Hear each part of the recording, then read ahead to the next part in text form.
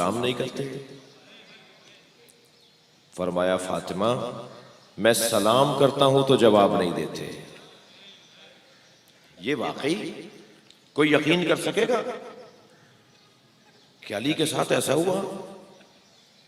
جس نے سارے ماحول پر اور ساری دنیا پر احسانات کیے ہوں اپنے کمالات کے ذریعے، اس کو سلام نہیں کر رہے، اور اگر علی سلام کر رہا ہے تو سلام کا جواب نہیں دے رہے۔ یہ روحی تکلیف ہے، یہ جسمانی تکلیف سے زیادہ تکلیف دہ تکلیف ہے۔ عزیزو، آج کچھ دیر کے بعد سورج غروب ہونے والا ہے، اور اس سورج کے غروب ہونے پر رات کی تاریکی میں ایک جنازہ اٹھے گا۔ میرا تو رونے والوں سے یہ بھی سوال ہے کہ آخر ان جنازوں کو رات میں ہی کیوں اٹھایا جاتا ہے؟ شاید اس وجہ سے کہ سب سو جائیں تو جنازہ دفنایا جائے۔ میرے تو عزیز کا انتقال ہو جائے تو میں مجمع کا انتظار کرتا ہوں، میں اس انداز سے اعلان کرتا ہوں کہ اس وقت میں جنازہ اٹھاؤ جب لوگوں کو آنے میں آسانی ہو۔ یہ کیا مظلومیت ہے فاطمہ زہرا کی کہ رات میں جنازہ اٹھے گا؟ یہ کیا مظلومیت ہے مولا کائنات کی کہ رات میں جنازہ اٹھے گا؟ یہ کیا مظلومیت اور کیا تنہائی ہے اپنے ہی وطن میں کہ کوئی جنازے میں شریک نہ ہونے پائے؟ یہ تنہائی اپنے ہی گھر میں کتنی ہے؟ یہ ہے روحی تکلیف۔ رات کی تاریکی میں میرے مولا امام حسن غسل و کفن دیں گے۔ عزادارو، ابھی جب آپ کچھ دیر کے بعد عزاداری کے بعد افطار کر لیں تو یہ جو رات آئی ہے نا، اس رات میں مولا کو ضرور یاد رکھیے گا، اس لیے کہ سارے دن تو ہم نے مجلس و ماتم کیا، مگر اب جب حسن لوٹ رہے ہیں ساری رات زہرا کے گریے، زینب کے گریے کی آوازیں آئیں گی، ساری رات بی بی ام کلثوم کے گھر میں ماتم ہوگا۔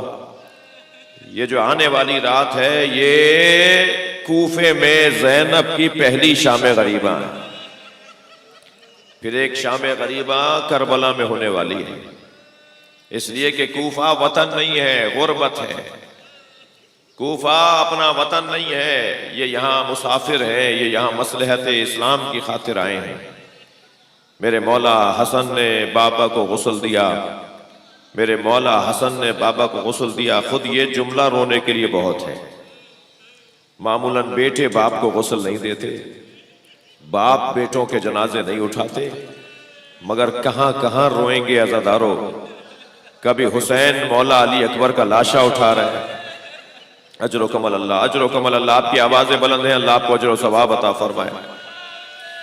کبھی میرے مولا اپنے قاسم کا لاشا اٹھا رہے ہیں، اور کبھی مدینہ منورہ میں نبی کا جنازہ اٹھا رہے ہیں، اور کبھی علی سیدہ زہرا کا جنازہ غسلا رہے ہیں۔ اور یہاں بھی عجیب تنہائی اور مظلومیت ہے کہ امام حسن بابا کو غسل و کفن دے رہے ہیں، اور غسل و کفن دینے کے بعد جب جنازہ تیار ہو گیا تو آواز دی، زینب آؤ بابا کا آخری دیدار کرو۔ عزادارو، کیا گزری ہوگی علی کی بیٹی پر؟ فرق اقدس زخمی ہے، بابا چھوڑ کر جا رہے ہیں۔ عجب نہیں بابا کے سینے پہ سر رکھ کے کہو، بابا میری اماں کو سلام کہیے گا،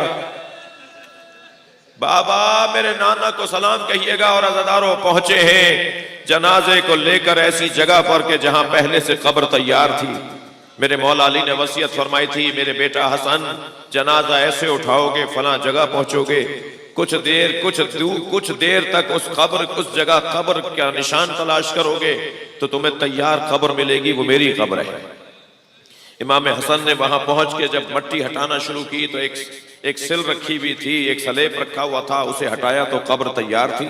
اس قبر کے اندر ایک تختی پہ لکھا ہوا تھا، یہ آخری نبی محمد مصطفیٰ کے وصی علی کی قبر ہے جسے آدم نے اپنے ہاتھوں سے بنایا ہے۔ اللہ اکبر! اس عظمت کا حامل وجود، اس درجے کا باکمال وجود، جناب امیر المومنین کی قبر پہلے سے تیار ہے۔ ایک جانب حضرت آدم دفن ہے، ایک جانب حضرت نوح دفن ہے، دو قبریں دائیں بائیں ہیں مولا علی کے جو پہلے سے بنی ہوئی ہیں، پہلے سے یہ انبیاء وہاں دفن ہیں۔ اور پھر مولا کائنات درمیان میں دفن ہے، میرے مولا قبر میں اتارنا چاہتے ہیں۔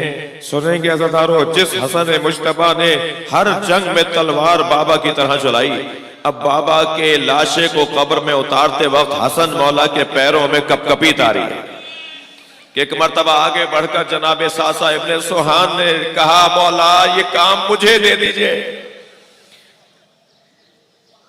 آپ کے بھی عزیزوں میں رحلتیں ہوئی ہوں گی، آپ کے جاننے والوں میں بھی جنازے اٹھے ہوں گے، یہ دنیا ہے، یہ سب کے جانے کی جگہ ہے، یہاں سے سب کو لوٹنا ہے۔ لیکن کیا ہوتا ہے کہ جب قبر میں اتارنے کا مرحلہ آتا ہے تو پھر پوچھا جاتا ہے کہ کون ہے جو قبر میں اتارے گا۔ قبر میں اتارنے والا یا بہت قریبی ہوتا ہے یا گھر والوں کا بڑا معتمد ہوتا ہے، اور قبر میں اتارنے والا وارثوں کو مدتوں یاد رہتا ہے۔ یہ معمولی مراسم نہیں ہے، یہ معمولی رسومات نہیں ہے، یہ قبر میں اتارنے کے مراسم ہیں۔ جناب ساسا ابن سوہن نے کہا ہے مولا حسن مجھے اجازت دیجئے میں اپنے مولا کو اپنے ہاتھوں سے قبر میں اتاروں۔ جناب ساسا ابن سوہان نے مولا کے جنازے کو اپنے ہاتھوں پہ لیا، قبر میں اتارا۔ میرے مولا کو قبر میں اتارنے کے بعد جیسے جیسے قبر کو بند کیا جانے لگا، مولا عباس کے رونے کی آواز بلند ہوتی چلی گئی۔ اب ایک ایسا مرحلہ بھی آیا کہ ادھر حسین ہیں جو رو رہے ہیں، ادھر عباس ہیں جن کی آنکھوں میں آنسو ہیں، اور مولا کے جنازے کو قبر کے حوالے کر کے لوٹ رہے ہیں۔ بس آخری روایت سن لیجئے، لوٹ رہے ہیں کہ ایک خرابے سے کرہنے کی آواز آئی۔ یہ کیسے ممکن ہے کہ علی کے بچے کسی مسکین کو کراتے ہوئے دیکھ لیں اور خاموشی سے گزر جائیں؟ قریب جا کر پوچھا بھائی تمہاری کوئی حاجت ہے؟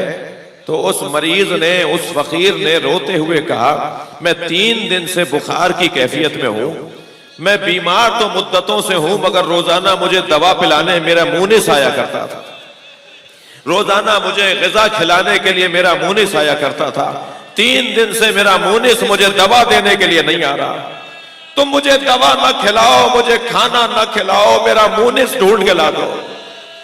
امام نے فرمایا تمہارے مونس کا نام کیا تھا؟ کہ میری آنکھیں نہیں ہیں، مجھے نظر نہیں آتا۔ میں نے تو جب بھی اس سے پوچھا اپنا نام بتا دے تو ہے کون، تو وہ ہمیشہ کہتا تھا فقیر جالس فقیرا، ایک فقیر ہے جو فقیر کے ساتھ بیٹھا ہوا ہے۔ میں نے جب بھی اس سے پوچھا تمہارا خاندان کون سا ہے تو اس نے ہمیشہ جواب دیا مسکین جالس مسکینا، ایک مسکین ہے جو مسکین کے ساتھ بیٹھا ہوا ہے۔ امام نے فرمایا کوئی نشانی ہو تو بتا دے، تو روتے ہوئے کہنے لگا اس کا لہجہ تیرے لہجے کی طرح تھا، جیسے تو بول رہا ہے وہ ایسے ہی بولتا تھا۔